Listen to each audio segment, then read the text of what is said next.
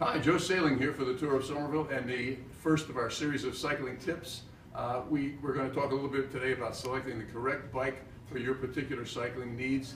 My first suggestion is make sure you go to an independent bike dealer. These are the folks that have been in business for a long time. They know what they're doing. They know what to suggest for you. Today we're at Pop's Bike Shop in Bound Brook, New Jersey. Owner Mark Cianfone is on hand. He's been in the bike business for almost his entire life.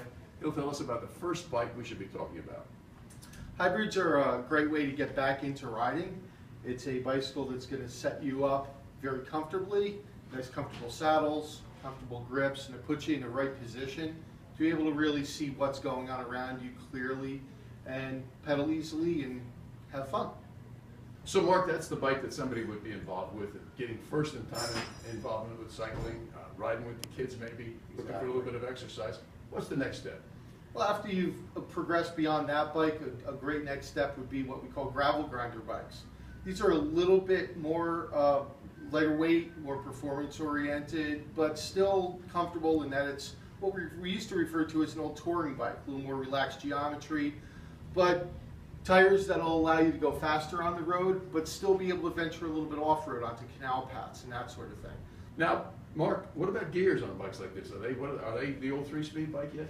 No, these are going to give you a nice wide range of gears so that you can go and hit some hills, you can hit some areas that may not be as smoothly paved or anything, and you can really plow through a lot of different things. The gears are also built right into your brake levers, so they're right at your fingertips, so you can use them much more effectively. Now, I noticed something different about this bike than bikes I'm used to. They don't have any brakes. Well, these are actually going to be a disc brake. A disc brake is going to give you a much more powerful braking system, and they're going to be much more reliable under all kinds of conditions, whether you're riding in bright sunshine, rain, snow, any kind of conditions, including mud. Okay, so now I'm getting really excited about cycling. I've been on my touring bike, my gravel grinder, and I'm thinking I want to get involved in racing. Where do we go from here? We got the next step for you. Great. So this thing looks pretty fast, looks pretty light. Mark, tell us about it. Well, this is after you put in all your training miles, and now you're ready for that next step. You're ready to ride with the Joe and Dottie Sailings of the world, and you want to go fast. And this is going to be the go fast machine. Gone are the disc brakes, because this is going to be something that you're riding on the road. You're going to be in a much more aggressive position.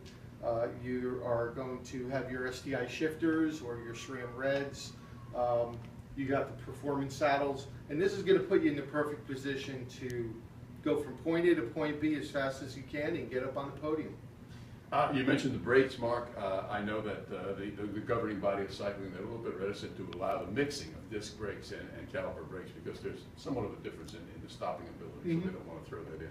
Well, I think that's a pretty good deal. We've learned about the three basic kind of bikes. Maybe we'll talk about some others in the future. Sure. But we're going to wrap things up with one suggestion before you leave that independent bike dealer who's giving you the best service you can get. Make sure you pick up a helmet, a good helmet, an approved helmet, and a good fitting helmet. Thanks, Mark. We appreciate it. Thanks a lot, Joe.